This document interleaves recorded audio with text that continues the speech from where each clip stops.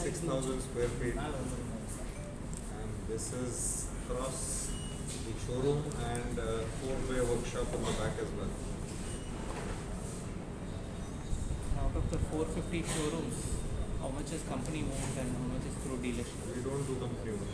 Purely dealership. All dealerships, all franchise. And we just saw the adventure, so if you can give the entire portfolio, how many, for example? How many in the Portfolio products, yeah. So we do on the Java, there is 4 products. Java 350, Java 42, there is the Java Perak and the Java 42 Bubble. On SD, we do 3 products, which is the SD Adventure, the SD Roadster and the SD Scrambler. You can see all of these products here on display. So all the complete range is available at the store on display. So how, you earlier touched upon this, how important is Tamil Nadu market in the overall scheme of things nationally? Tamil Nadu is one of our top markets in the country.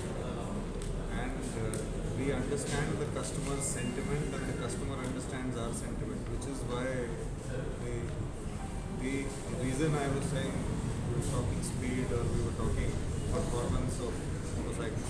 See, I don't want to tell you what Tamil people like, you know. It's a very cultural thing. See, it's the oldest language.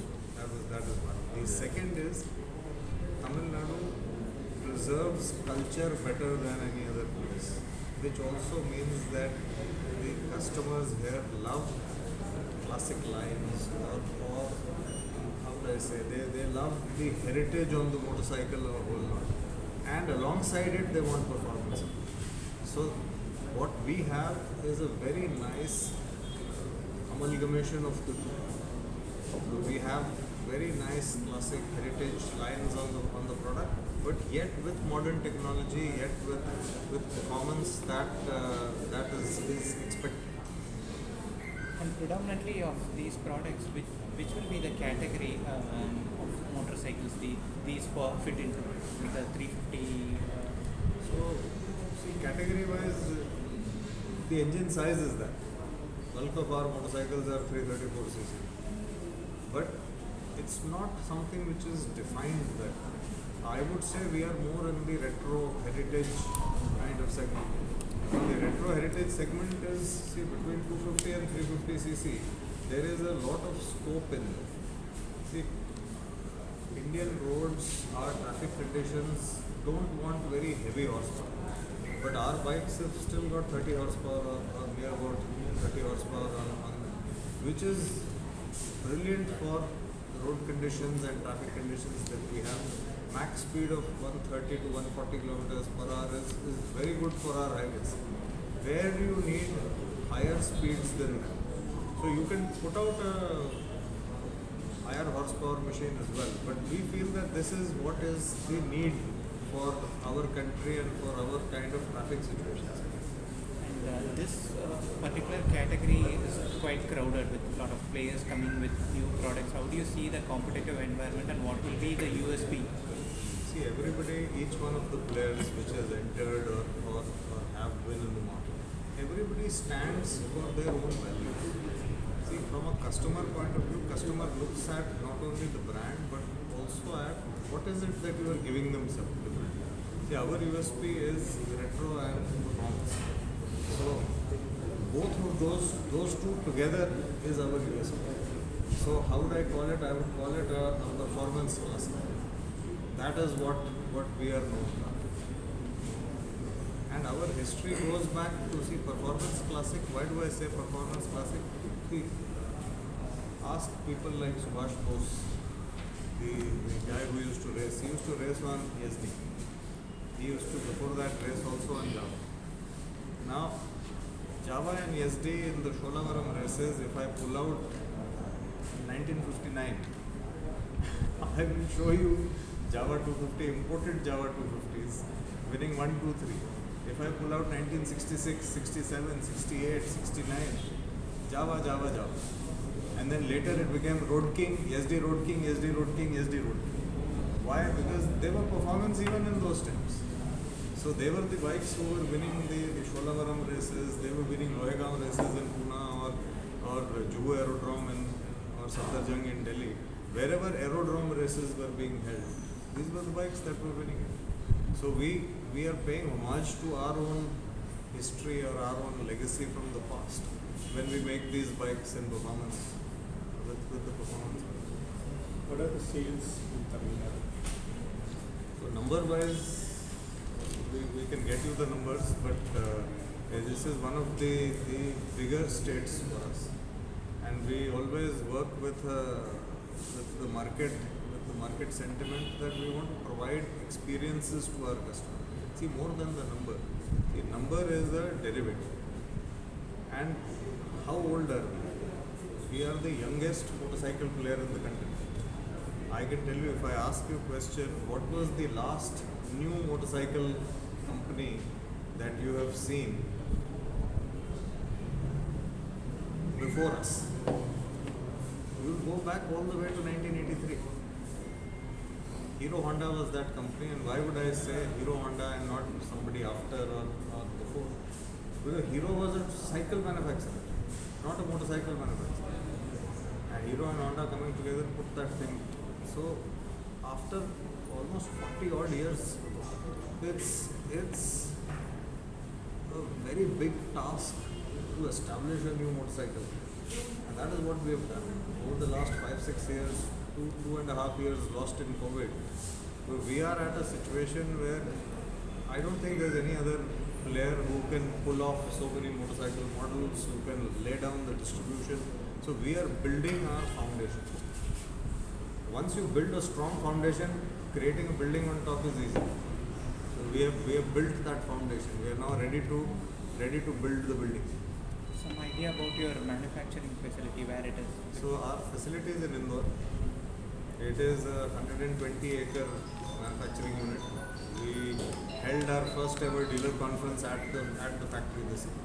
So we took all our dealers, invited all of our dealers to the factory. We will invite members of the press as well sometime. There is a lot of work that we have done and are continuing to do on the factory. We've just finished off a massive round of investment into the factory. So we are upgrading, we have upgraded, we are going to be Industry 4.0 at the factory. And Industry 4.0, see, people are talking about Industry 2.0. These are buzzwords that people talk about. It is essentially about digitization of manufacturing. So for us, Industry 2.0 was a given. We are implementing Industry 4.0. What does that mean? Every single nut bolt item that goes into the motorcycle and is torqued, we will know the torque. We will record the torque. Today also we record the torque, but it's not in digital. It is on paper. So if you have to trace it back, somebody has to go open the travel card, as we call it, with the engine and pull out the data. Tomorrow everything is going to be on the system. So I can sit anywhere, log into the system and say this motorcycle, this engine number or this VIN number, this was the torque on this bolt. So, and complete traceability through the system. So if I have touched the motorcycle, that will get recorded. If somebody else has touched the motorcycle and done something, that will get recorded. So that is one of the ways that you track your product going through and mistake proof. Because the moment everything is entered into the system does not let you then let the motorcycle go until everything that you have fed in has been done. All the torque is correct, all the nuts have been torqued, tightened, all the parts are within tolerance limits, then only the bike can be produced. So, full digitization end to end. That is what we are implementing at the factory. I think in November last year you mentioned about spending 1,000 crore towards distribution, sales, marketing. See, so we've raised 1,000 crores here. And that 1,000 crores is for various things. The upgradation of the plant also is part of it. Is also part of it. What is the current capacity of the plant? So see, there are theoretical capacities, but capacity that you have is actually linked to the capacity of the supply. Okay. See, again, automotive manufacturing, as we call it today, We have assembly lines, assembly units, we do engine parts and components, but a lot of the items come finished from suppliers that get assembled. So their capacity is more important than ours. But it's a 120-acre plant. You can imagine what will we be doing with it. So the total, how much is the manufacturing per day? So we can manufacture up to 500 a day easily. That is our current thing, but it's also a function then of manpower. So if you want to produce more, you run an additional shift. So all of that is already. But that is sufficient enough to meet the current demand. Currently we are okay. There is soon a point where we will need to increase our machining capacity, our paint shop capability. So all of those are planned. The investments have already been earmarked for those. out of the How total, much are you looking at some other place for manufacturing? No, Very for close us- to sea for exports. Inland container depot at Pithampur. Pithampur has an inland container depot. So for us it is 600 kilometers from Mumbai. Mumbai port is 600 kilometers or thereabouts. And the custom clearance does not happen at Nhava Sheva. Nhava Sheva is the big port, it's a busy port. Custom clearance for us happens in Nasik. For example, I'm just telling you operational stuff so that you can understand. Because there is an inland container depot, getting a container does not mean that we have to pay for the container to come from Mumbai. Container comes from 10 kilometers. So I have container availability. Container gets shipped from there 260 kilometers to Nasik, gets custom cleared in Nasik and goes straight on to Nhava Sheva to the port. So there is no waiting anywhere and all that. So for us, it's like having a factory near the port. The transportation from the factory to the thing is a one-time cost on the container, and that's it. So it's better to produce in Indore or Pithampur than create a newer factory closer to the port. out of the total national sales, how much is the contribution from Tamil Nadu? From Tamil Nadu, I would say about 11-12% of our total sales come from Tamil Nadu. Which is the highest state? So Tamil Nadu and Maharashtra go neck on neck, and then Karnataka. So Tamil Nadu, Maharashtra, Karnataka are 1, 2, 3. There may be a good month. If there is Ganesh Chaturthi in Maharashtra, then they will edge ahead. But generally, Tamil Nadu will be high. But how are these showrooms split? Is it also in the same ratio of the same? No. So showrooms are split in different ratios. See again why? Because it will depend upon how are the bigger cities aligned. Now in Tamil Nadu, Chennai is huge. See again, and also bigger city as in not in size, but by motorcycle sales. Chennai is one of India's largest motorcycle selling cities. Pune is another big city. Bombay is big as well. But imagine this, you have two heavyweights like Bombay and Pune in Maharashtra. But Chennai alone is quite equivalent to the two of them. Because Chennai is a larger motorcycle population city. So it again depends on, like in Karnataka, if you take away Bangalore, upcountry and all that is very less. And this is true for every car or automotive or motorcycle sale. But in Tamil Nadu, you still have other pockets. Coimbatore is big, Madurai is big, Tirunelveli is big, Trichy is this thing. So we have pockets in Tamil Nadu which do very well. And those pockets then, it's not just that Coimbatore does well. Around Coimbatore, Pollachi will do well. Somebody else is also picking up from there. So things like that work better in Tamil Nadu. How is the tier 2 sales compared to metros? See, tier 2 versus metro, I would say would be nearly similar. Probably 51, 49, something like that. But bigger metros, of course, if I say 50% of our sales, then they will come from 16, 17, 18 large cities. And the rest will then start going into tier 2 and 3. And our expansion is now, see again, and it's also basis, see our network is also tuned that.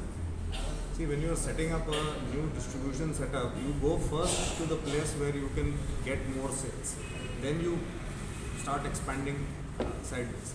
And that's exactly the case with us. So, metros are exploitation, our concentration of dealers would also be larger in metro, or how do I say, A plus, A, B. And then now we are expanding far and wide. So out of 450 showrooms, how many of them are in tier 2, tier 3 cities?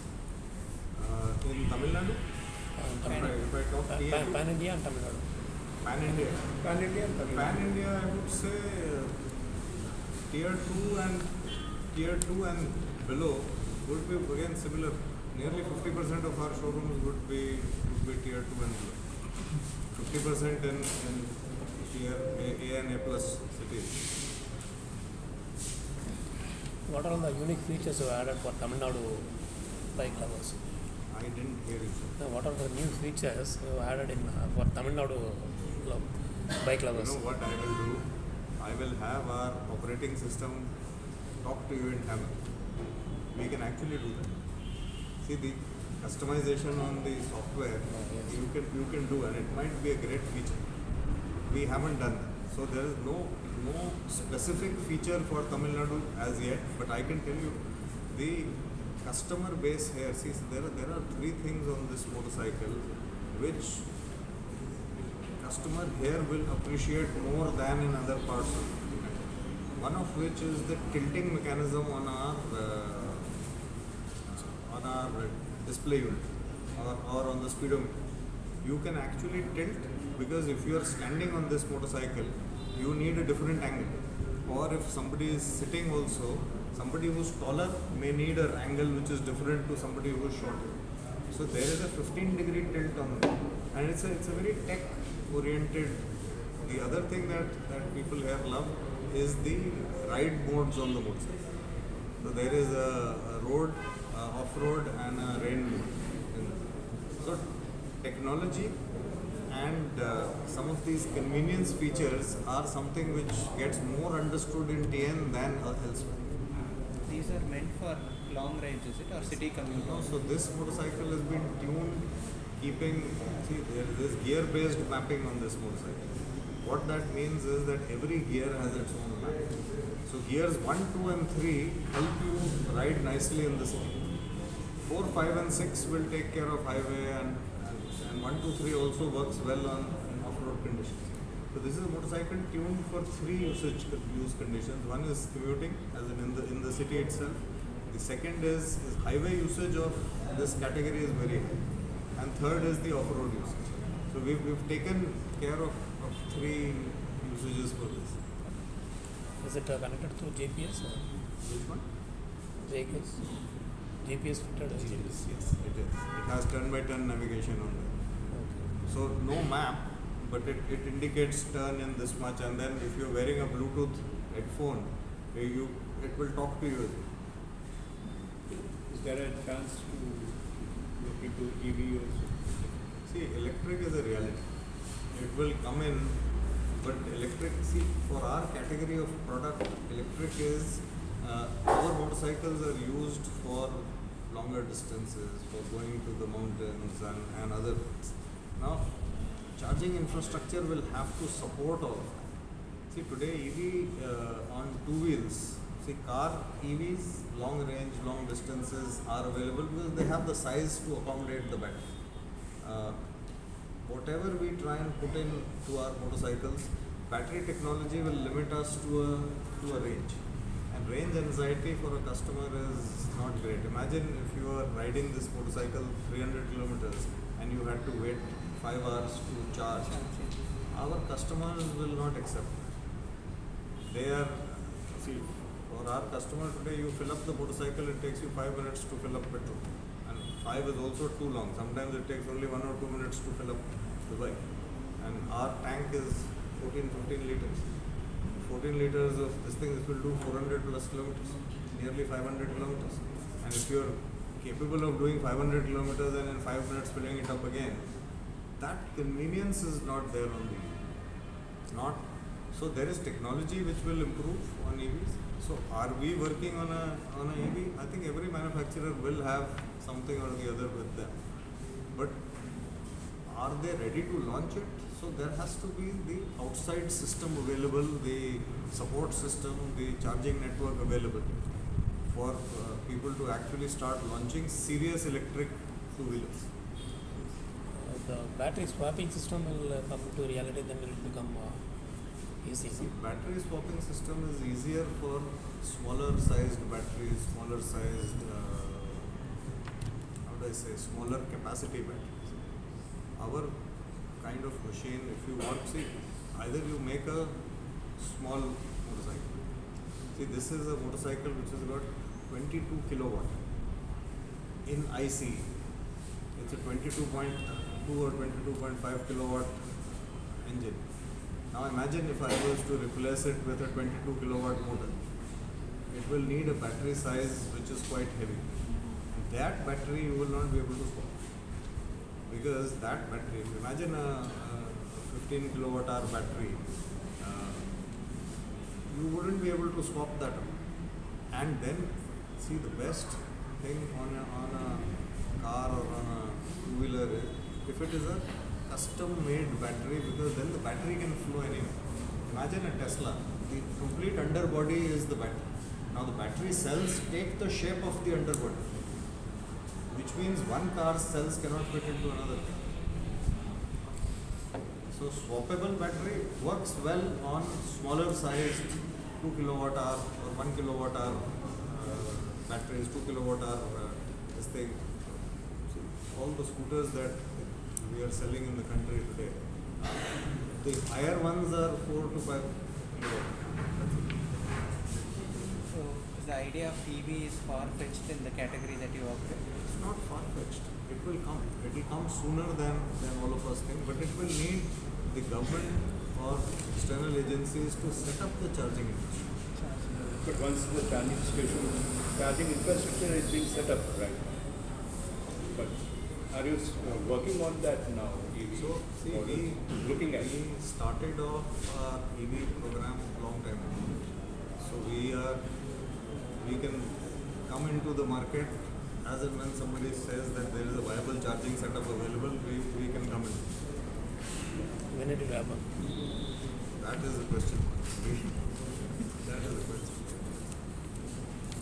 So maybe in the next 3 to 5 years, we can. I think EV will take. I would say that 3 to 5 years, yes, EV will be prominent, very very prominent. It is a reality. It is a reality. The numbers that you are seeing everywhere, it is a reality.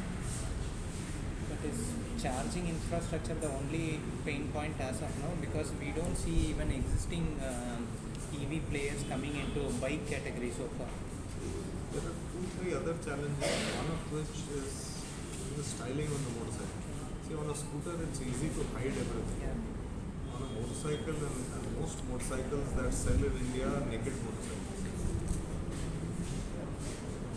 How do you make the motor and battery and the controller combination look like a ICE product? If you don't want it to look like a ICE product, again the other challenges are on how do you distribute the weight. See, your battery is the heaviest component of that. Where are you going to place the battery? See, on traditional motorcycle design, the heavier the item, it has to be closer to the center of gravity. It has to be lower so that it helps in the stability. Now, where do you fit the battery? Where do you fit the motor? Where do you fit the... So there are packaging challenges. So when you figure out this, which will be the top priority? Will it be Java that goes, or it's agnostic? For us, we are agnostic. We are agnostic. All of our brands can support it. So battery is one thing, the weight and the modeling, EV, the design aspect. one of the hurdles for shifting. Packaging, I would say, not just the battery. It's the complete packaging on the motorcycle. See, there's no place to hide. On a car or on a scooter, you don't know what is inside the panel. You open the engine hood in a car, you don't know, it could be carrying motor, battery, electric drive, or it could be carrying IC engine. And plus, the other big challenge on our category of motorcycles is the sound. See, on a scooter you are not worried because even an IC scooter does not make noise or does not have a signature sound. Motorcycles have a signature sound. Now, electric vehicle cannot produce a signature sound. So sound is another compromise which a motorcycle customer. And that is one of the USP of people. For all, which is why I said signature sound on a motorcycle is important. Do you have any monthly sales target in mind? Not yet. Not yet. We are. Because from the data that is outside, there was a minor dip monthly sales as per FADA data in June. July data is yet to come. Do you have any aspiration monthly? See, the monthly data that is there captured by the FADA report, one report, it does not capture all India data. Still misses a couple of areas. So that is one. The other thing that is there is, see, we are on a drive to first implement what we have found. We will talk of numbers a little later. We will come to the numbers. See, numbers are important because investors who have backed us, they want to see value creation. So we are creating value right now, and then we will start delivering. But like Royal Enfield, others are also looking into EV. You will also be planning. We look at the category, yes. We look at the category, but we are following our own path. So all of our motorcycles they are homage to our own products from the past, as in our own brands products from the past. And they deliver a kind of experience. The other thing that I want to talk about, what is the difference between us and every other player? So I'll tell you one big deal. See, we are a company which is run by motorcyclists. I am a hard-nosed businessman, but I am also a motorcycle rider. What happens? What does it do? It brings us that much closer to our customers. We listen to our customer. We are very empathetic as well towards them. See, we did our mega service camps. Now, this was the first time ever in automotive history in the world that a company was willing to offer factory warranty on a motorcycle which has been in customers' hands for 4 years. Imagine you bought a motorcycle from us 4 years ago, you come to the service camp, we will take a look at your motorcycle and offer you factory backed warranty. 6 to 12 months, we are not asking you to pay. Our confidence on our product is so high that I can tell you that our factory people will look at your bike. First thing they will look at is the service history. Have you got the services done on time? Have you changed the oil and the oil filter which was meant to be changed in those services? If you have, take an additional 12 months of warranty from us. Why are we happy to give you warranty? Because we know there's nothing wrong. So for us or for any automotive player, this is a huge deal. Nobody has ever done it and nobody will have the guts to do it. That is what I come back. So that is how we behave and that is how we create experiences for our customers. Imagine this, you come in with a 4-year-old car and the car maker says, go back, you have 1 more year of warranty on it. What is the feeling? It is elation. You can't even describe that feeling. Has anybody done that? Has a car maker done that for you? Has a bike maker or a scooter maker done that for you? We have done it. We have done it across the country. Chennai incidentally was the place I sat in last year in October, I think it was, or just prior to that. And this idea was conceived of in Chennai. I sat with 3 of our Chennai dealers and came up with this idea that let's do this. Why? It helps our customer. It gives our customer that delight. So that's how we are different. So there is any new technology for consuming the petrol, I mean efficiency like that in things? So there is a lot of things here as well. We've got two items patented here. The Alpha 2 series of engines that we have, they have the lowest oil consumption and the lowest oil blowback in the automotive world. So our consumption of oil and our blowback of oil in milliliters is minimal as compared to anybody else. We've got the two technologies patented. See, you do things like that to improve the efficiencies. So that is also. We've got overall, I think we've got 11 or 12 patents on the motorcycles, each of the motorcycles that we sell. So these things we keep on doing. For fuel also. So all of this, the oil consumption and all of this aids in the emissions and thereby the fuel consumption. Any new product launches lined up? There is a big lineup. We will talk to you closer to the times. So there is a big brand coming in on the 15th of August. You are all aware what brand it is. So we are all geared up to launch that. It's a 650cc single cylinder motorcycle. So we will be talking about that. So that is 15th August. So, as you said now, these is going to come with 650cc, and we have Java and SD. And will the same engine be shared with Java and SD as well as other brands too, swapping the engines to different brands? That engine platform could be utilized somewhere, but will that engine be used? No. That is a BSA engine. But because we have developed it, the technology exists, the engines exist, we can figure out, but it will not be that engine. It will not be that engine. See, that engine behaves like a BSA engine. Right? The way the machine rides, the way the engine sounds, everything is it's British. It is a British motorcycle. So that is how we want to treat that.